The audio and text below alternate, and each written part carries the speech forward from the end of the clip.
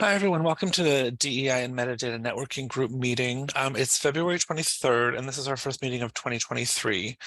It's going to be a little bit of a short one. We have a guest speaker who's going to be talking about a project. We'll be talking about sort of Rachel and I's plans for this year regarding this group. And I have a little bit of an event to promote. The ALA Core Interest Group week is coming up and has some really neat DEI topics on it. So I was going to sort of go through what they had lined up as well. So to start with, I'm Scott Brandwine. I'm a SWAN, the Assistant Director of the SWAN Library Consortium around Chicago. My co-chair of this group, Rachel Fisher, she's Member Services Manager at CCS, is not able to make it today, but generally she's leading these up with me as well. We have been talking about, what the meetings of this group are going to look like. So really the focus of the DEI and Metadata Networking Group has become the sort of splinter groups we have that are working on tool sets still for our like sort of DEI toolkit. We have one published toolkit on our website right now regarding Native populations and the cataloging of representing of them in the catalog. We also have groups talking about accessibility, LGBTQ plus issues, excuse me, and oh my gosh, I'm blanking. Miranda, I'm looking right at your face and I'm completely blank. I'm the chair of the Native American Subject Heading Working Group, which you already mentioned. Oh, I said that. The one that I didn't say was, the immigration. That's posted already. I'm sorry. That's why I got myself confused. The Native American working group is still working on their toolkit. The one that is published on the website, and I apologize for that, is the one regarding immigration. So we are not going to give updates on each of those groups. A lot of the chairs couldn't make it today. But our next meeting, we will have them give updates. We also had most of them had like a hiatus throughout the holidays. So things are very much in the same place they were in, let's say, November when we met last.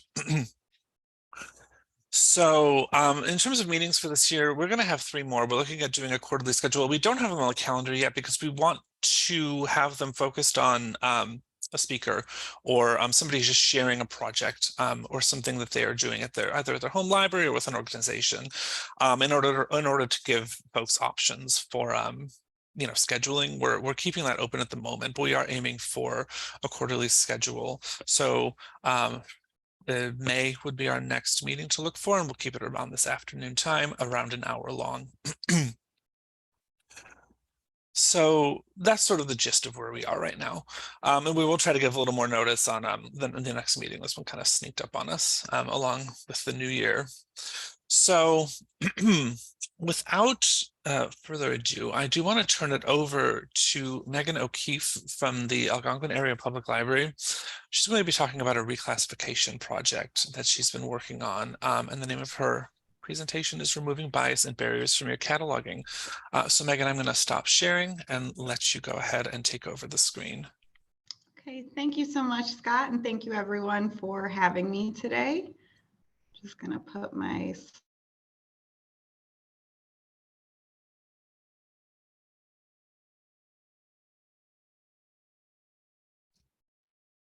Megan, you muted yourself. We lost your audio.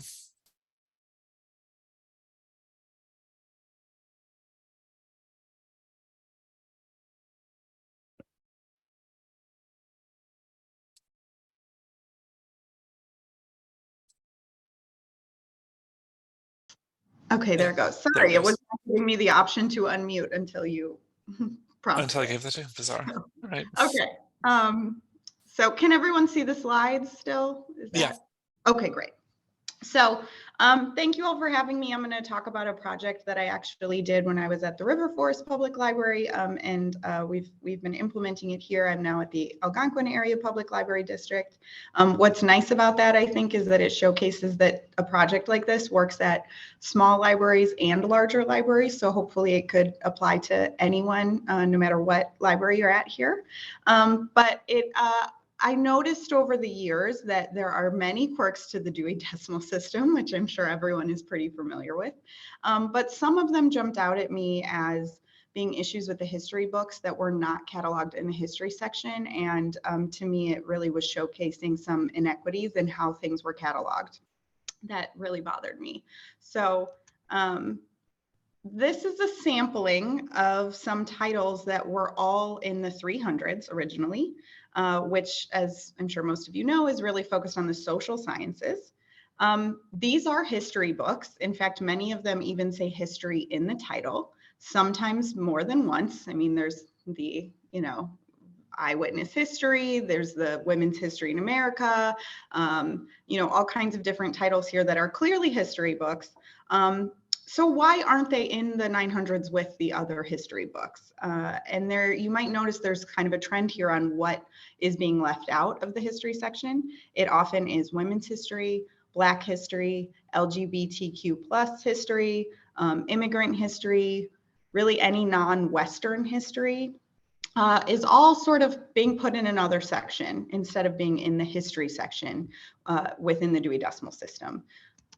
So why does this matter? Well, first of all, it's not accurate. And obviously this group in particular, I think would be focused on wanting to make sure everything is cataloged accurately and organized in an accurate fashion. That's what we do as information professionals. But also it portrays history as if it is only what happened with who was in power. It really makes it seem like history is what, is centered around sort of white, Western, male, straight, history, as opposed to all of it being considered history and all of it being important to the story and having diverse perspectives that really, either connect to all users of the library or help people understand experiences outside of their own. And so hopefully by showcasing all of history in the history section, it can really make it feel that everyone is included and represented and people are able to learn different perspectives and understand different parts of their own community or other communities, and really make, the browsing experience better for all users. So before I dive into what I did or how it worked, I also just want to point out that this is not something that hasn't been done at all before, because I know people like to really build off of precedents. So first I want to just acknowledge the work of some other librarians. But also I think if your administration might be resistant to changes like this, or might be the types to be nervous about doing things differently than before, or following the specific rules in cataloging that, the system has in place. These are some people I want to acknowledge and some projects that I think are important to be able to list for others to see, this has been done before. First, there was Nella Larson, who probably is best known as the author of Passing, but she also is a librarian at the New York Public Library. And she had a project where she moved all the slavery books over into history. So it was the 326 reclassification project. And she moved all the books that covered American slavery into history, which I think we can all acknowledge that's a pretty significant part of American history. So that makes sense that it should be in that section. Then Dorothy Porter was a librarian at Howard University, and she recatalogued the 325s, which is international migration and colonization into the 900s, which also, there's some pretty significant portions of American history in particular, but global history as well, that was being left out of the story of history. And then Jessica Corsi Hines was at the Bard High School Early College in the Queens campus. And she overhauled moving a lot of Black history and LGBTQ plus history into that section. And she also made it a project with her students. So if you have libraries that work with schools a lot or have teens that are actively engaged or young people that are engaged, or you have a lot of interns, this could be great projects to work on with them. But anyway, she also used a lot of natural language in her changes. This is a very valid approach. I found that trying to do that makes it that you're trying to overhaul the whole system of your cataloging, and that can be overwhelming and means you have to sort of reinvent the wheel. So I might discourage that unless you really have the passion and the time to take that on. What I did instead was really just try to adapt the approach to the Dewey Decimal System numbers being applied so that we could make things more inclusive while also not having to create a whole new system. It really was just tweaking the system that was in place. So anyway, how to get started. First of all, I would say maybe just look at your collections in more of a cursory, casual way to just see if things are jumping out at you. The 305s and the 320s in particular stood out to me as the sections that were most glaringly inappropriate for where things were being housed.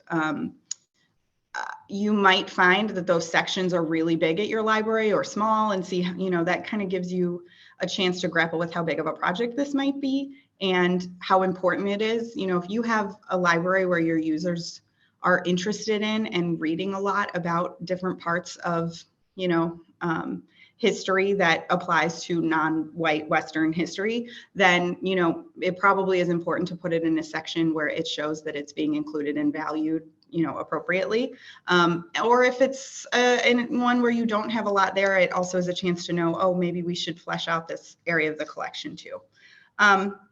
So when it comes to getting approval to go ahead and actually start on this after you sort of take the scope of your collection in, I always encourage reaching out and seeing who else you can get to join you on this.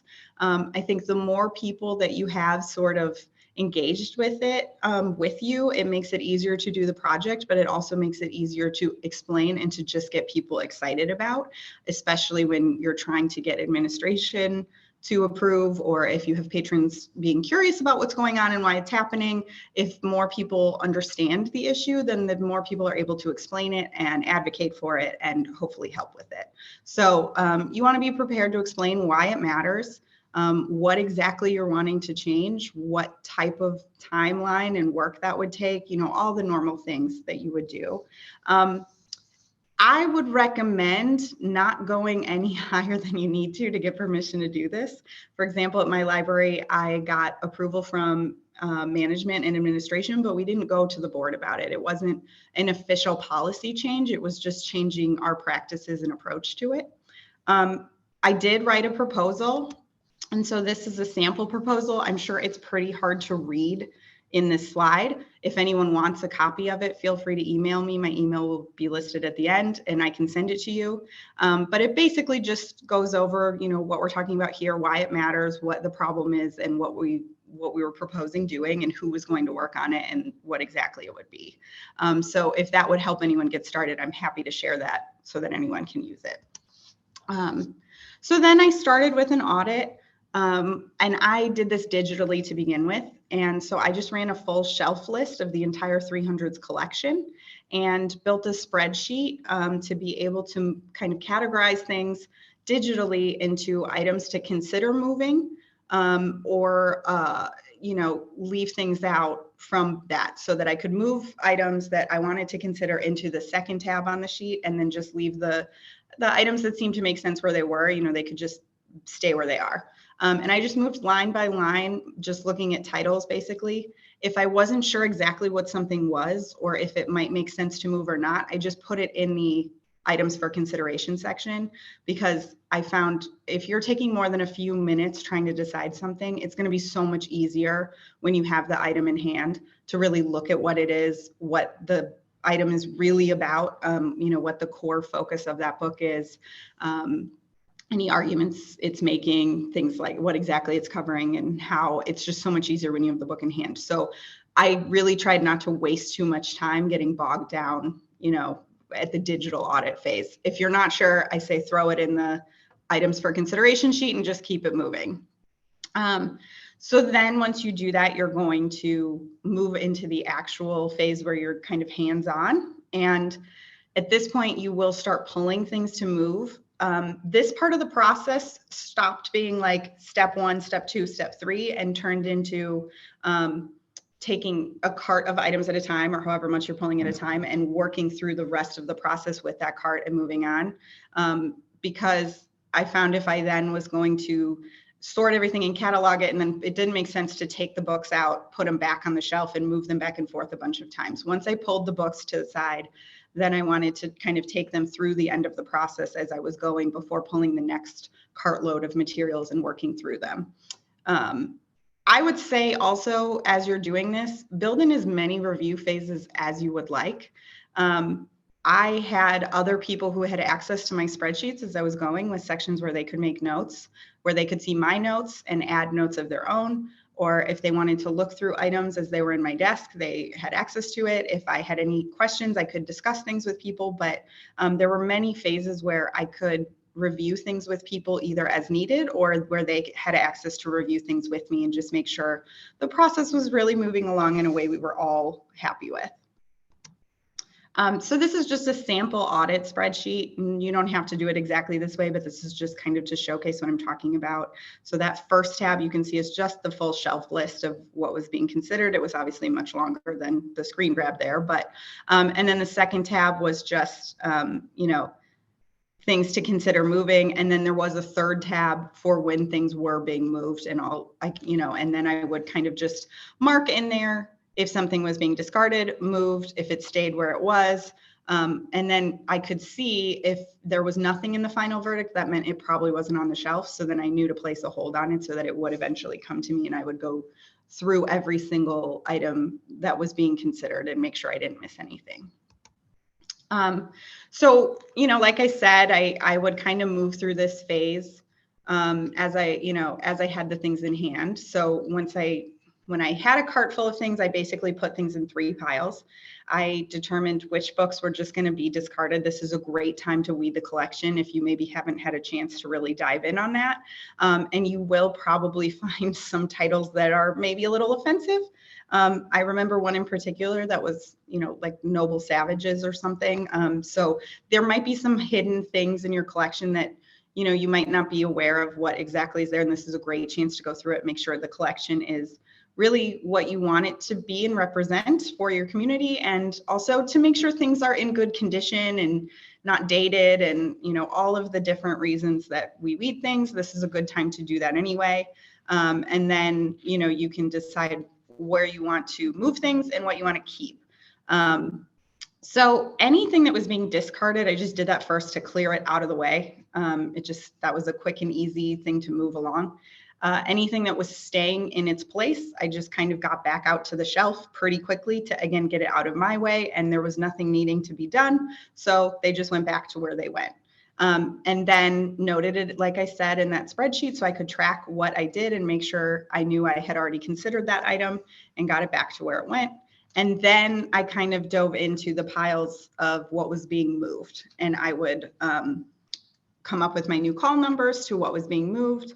I didn't come up with a system overall from the outset of where I was going to move things. I just looked at the 900s numbers and found what was maybe the most appropriate option within the 900s call numbers to give to a book based on the topic. And I noticed trends along the way. I didn't try to create it ahead of time. I think I would have frozen if I was trying to figure it out ahead. It was a lot easier to just consider it book by book, and then over time notice, oh, things about the civil rights movement seem to make sense here. So they kind of all collectively ended up here. You kind of learned your trends as you go. And the other thing I would just say as a caveat is keep an eye on your 900 shelves, because you are probably going to be moving a bulk of things over there. So if your shelving was tight before, or even if it wasn't tight, but it wasn't necessarily spacious, you might need to weed or shift things around just to make sure things fit as you are, adding things over. So when it comes to the actual new 900s, these are just some common practices and notes that I found to be helpful for myself as I was going, just to have sort of trends there, but also then when I was passing things off to other people to be able to give to them to keep it kind of consistent. If anyone wants a copy of this document, I'm happy to share this as well, because I'm sure it's not, you know, as easy to read in a slide as it would be if you just, you know, had a copy of the document. So reach out to me if you'd like it. I'm happy to share it with anyone. None of this is like a hard and fast rule. It was just my best approach. If people have better approaches, I highly encourage you to take this and run with it in ways beyond what I was able to do or improve on my work. But generally speaking, I kind of just stuck to the timeline and location of where these events were happening as I was going along. So you can see on the left, I really just have it broken down into the timelines and the call numbers that correlate with that, and which, you know, presidency term they fit within. And then there also were some areas that I kind of did regionally instead, because that maybe worked better than timelines. I'll get into that a little bit as I move through the notes here. But overall, a lot of the things being moved in my collection were the American history items. So 973 is the general American history call number. So I used that a lot. I did try to get more detailed if I could, so that I didn't just all of a sudden throw 100 973 items in there that had nothing really to do with each other than they were American history. But there were a lot that got that general number. If it was considering different Black history topics, I did have some common threads that I sort of tried to rely on. And this is where I really tried to focus on what the actual focus of the book was. So just because something covered slavery, for example, doesn't mean it all went in the exact same spot. I really tried to focus on what the topic of the book was. So if it was about the entire history of slavery in the United States, then that would just be 973 when I looked at it. If it was talking about the creation of the African American cultural group and traditions and things that came out of that, then I would use 973.0496 because that is African American history. I tried not to use that too much because I didn't want to just other these items within the history collection. That was the whole thing I was trying to get away from. So I tried to only do that if it was about cultural groups and traditions there. If it was about, you know, just the existence of the practice, then I would really just consider it more within the scope of American history. If it was about, you know, like a certain event or, you know, like an uprising, then that was really easy to just get into a specific time period. If it was more about, you know, operations or the slave trade or practices, then I sometimes would focus more on specific regions or states, just because that let me narrow it down a little bit. But, you know, otherwise I just kind of put it within 973 because it was American history and it spanned a long time in many different regions. The civil rights movement is another one that I noticed had sort of a trend. 973.92 often was the call number that I went with. If I could get more specific and narrow down the timeline more, I would, but often I noticed that storyline, you know, or coverage of the book really didn't let me get any more narrow than that. That was just kind of the call number that I went with there. Women's history had sort of another mixed bag of options that I kind of ran into. 920.72 had collective biographies of women. I, again, tried not to do things like that too much because I also didn't want to other that within the history section more than necessary. So if it was explicitly about collective biographies of women or something about women in history, then maybe that would make sense. But if it was just about the women's suffrage movement, for example, I considered it more just an American history topic. And so I would often just put it in 973 because that spanned such a wide time period, how it's usually covered, and many regions. And I didn't want to make it seem like this was only history that mattered for people focused on women's history. I considered it American history. I also could use 973.082 because that is about women's history in the US. But again, I tried to only do it if it explicitly was talking about the women as a cultural group, or the focus of the book had something to do with gender being at the core of it, as opposed to, again, making women's history seem like this other thing that has to go in a special category. All of these groups are just part of the fabric of American history, was the whole approach I was taking. There also is just a general collective biographies of Americans that I could use sometimes. I was pretty loosey-goosey with this one. I used that, I know, for a book about Jewish Americans. I used it for a book about the first Black cadet class that integrated into a military academy. Because they were about groups of people. They were sort of biographies of the people in there, but it was just American biographies. So again, I wasn't othering it while also kind of putting it in a category that was within history, but was sort of flexible in how I could use it. I also often used regions where possible, and this really came up a lot with Indigenous history because those history books I noticed covered really long periods of time, but they often were focused more within one region of the country or even the continent, and sometimes within a specific state or territory that let me kind of focus in less on the time period of when these things happened and more on where they happened, just to fold it into the history section pretty easily. Some other global trends that I noticed that did come up, these were not as common in my collection, but they did exist, was that Eastern European history often was slated in the 300s under the category of espionage.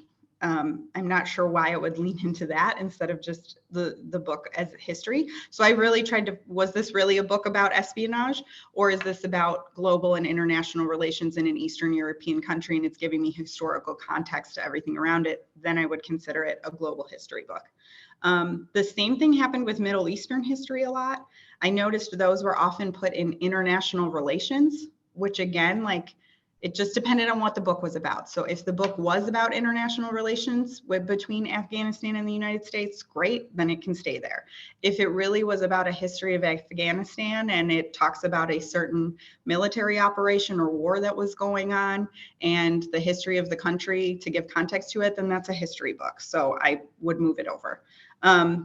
So really, I guess I would just say you take your time to really look at what the book is about when you're considering moving these things, because I think sometimes we can just not have time and then we copy catalog and someone just sees a topic and throws it in a generic bucket, and that's not really the most accurate inclusive bucket. So I tried to really focus on what the book was about and the true heart of this, you know, where it might fit best.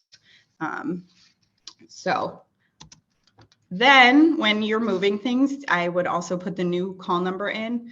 This was both just to show what I did so that people could kind of review it and track it as we were moving along, but also to help myself so that should a similar book come up, I could say, what did I do the last time? Oh, right, you know, here it is, so that I didn't have to think through it every single time if I had something where I could kind of give myself a reminder of what I did. But also I just documenting everything I think is helpful for if you're passing the project on or to show someone what you did and to be able to explain why. So finally, I would just say that, you know, obviously no system is perfect. Changes that I was making, I'm sure weren't perfect either, but I was trying to improve it as best I could. I'm sure other people can take it even farther. I would love that actually.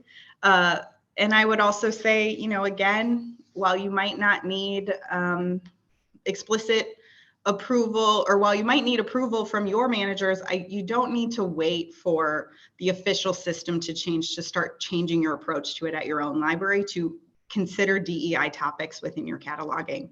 I would, you know, recommend we all adapt the rules to update things and make it more accurate to our collections and to be inclusive and keep these things in mind that maybe weren't considered at the time these systems were created.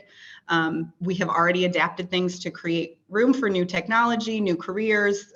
There are changes made in the Dewey Decimal System and different approaches to numbers all the time. This is just another area where this is where we can evolve and adapt to, you know, make sure we're doing the best we can with how we're organizing these collections.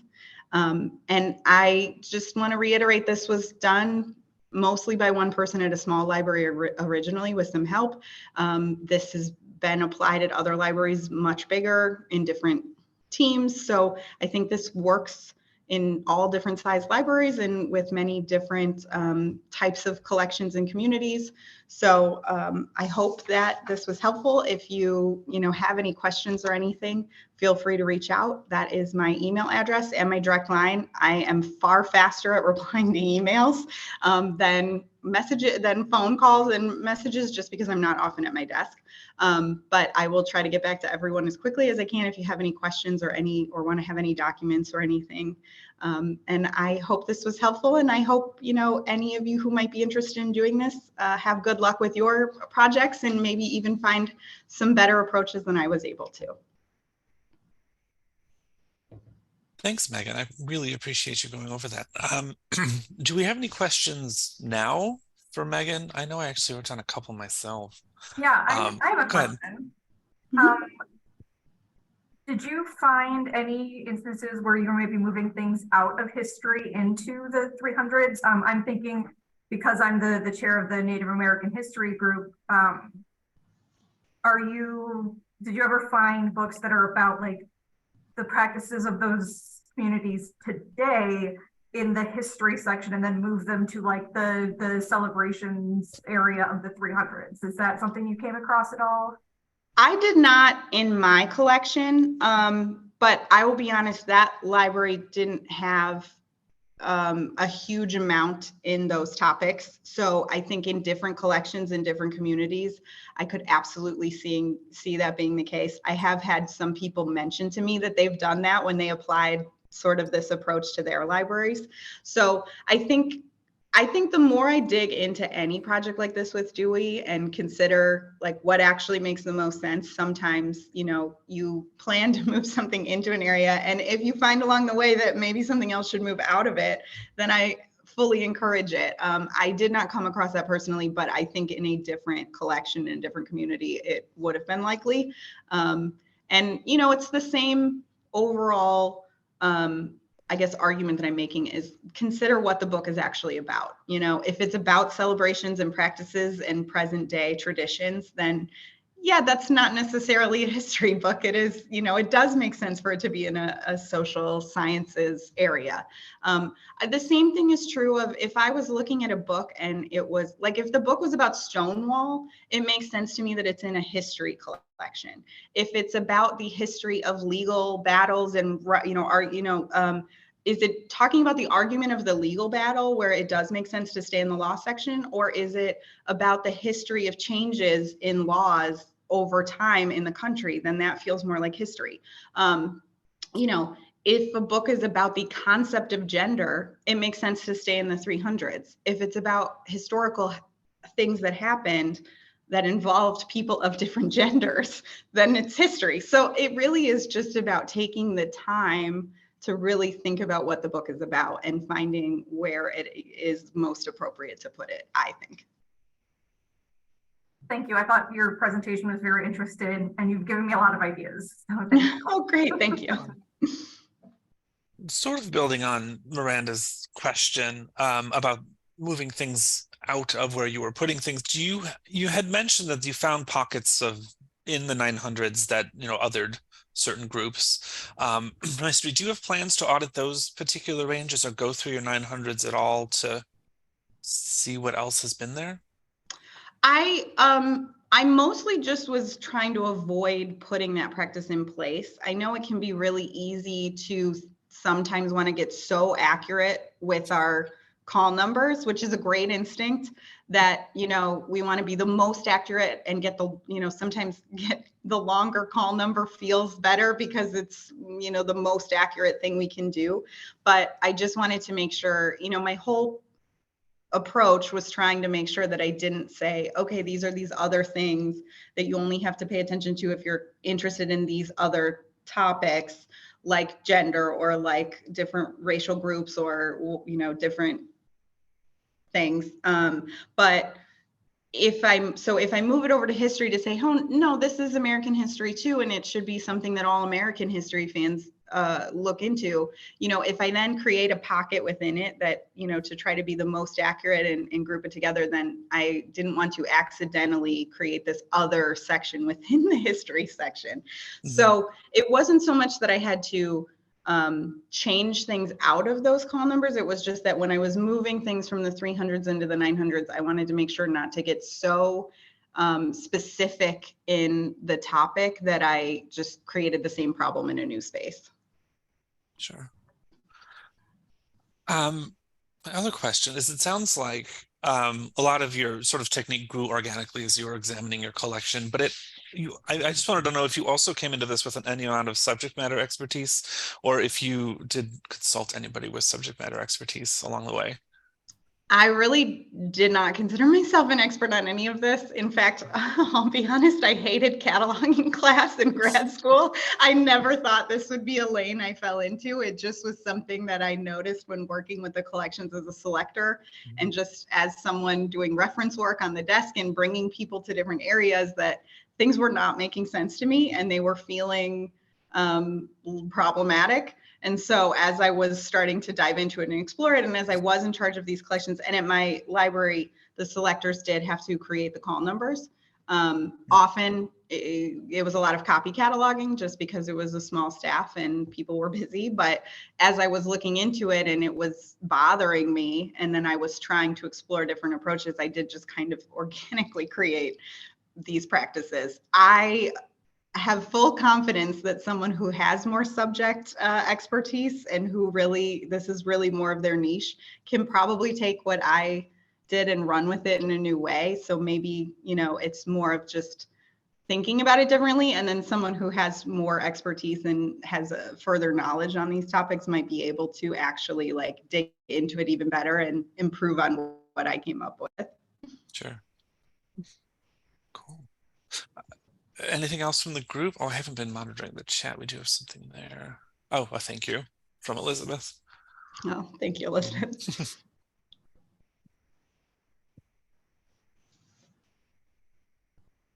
Okay. Okay, well, I'll just say if anyone comes up with any questions later, email me anytime or call. But again, if you're looking for a quick answer, I recommend email. Or if you want any of that documentation in, you know, a better or easier way to read, I'm happy to send things to people as well. And thanks again for having me. That might be useful, actually. If you don't mind, if you do have documentation, I can include it in our little repository alongside the recording of this meeting. So just email that to me when you're able. Great, will do. Thanks. Let me push things back to my PowerPoint. There we go. We're sharing again. The last thing I wanted to do, we already did number 4 here. I would never do an agenda in order. It's not my way. But I do want to talk about the ALA Core Interest Group Week that's coming up. One of my employees here at Swan is involved in the planning of this, so she's very excited for it. But there are a lot of DEI topics, and so this is a number of sessions on, you know, different technical services topics. They're all free to register for and attend virtually if you're interested. They do run from March 6th to the 10th. And there's a link here, which I wish I could copy for you to put in the chat. And maybe I'll do that in a moment. But I pulled out for you the sessions or the portions of sessions that relate to DEI topics. As of today, their entire schedule is not exactly posted at the moment, but enough of it is that I thought it would be interesting to just sort of look at what's there. There was on this first day, well, I suppose that's the second day, on the 7th, there is a authority control session where one of the speakers is talking about authority control in the occult, which is a topic I hadn't really considered in the DEI realm, but it is, you know, religiously oriented and therefore I think fits kind of our scope, ethical expectations for the NACO contributor regarding those types of topics. The same day in the next hour is their whole hour is going to be devoted to 3 DEI topics, classification from the margins, talking sort of related to today's work, but talking about alternative classification systems, DE&I cataloging audit of the bibliography, which you're going to have to read the description on. I don't exactly recall what that was about.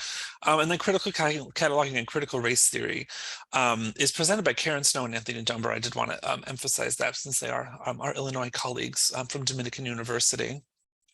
And then the 9th and the 10th, the 8th didn't have anything. The 9th and the 10th, not that there's nothing on the 8th, just sort of directly DEI related. There wasn't anything on the 8th, but on the 9th and the 10th, on the 9th at 10 o'clock at their metadata session, public facing statements on harmful language and library and archival description, and words matter, supporting a community archive through inclusive cataloging.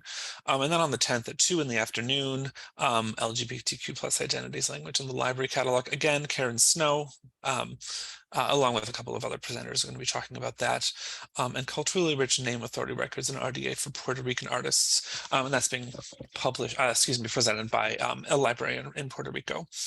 So yeah, just a quick rundown, but I do encourage you, and I've got the thing ready here. So, you already put it in the chat for me. Thank you, Mary. To check that out, because I don't know, just seems neat. So that's all I've got for today. Stopping the share again. I'm wondering if just there are any questions or anything anybody wanted to bring to the fore today. Projects you're doing, things you've been wondering about while the recording is still going on.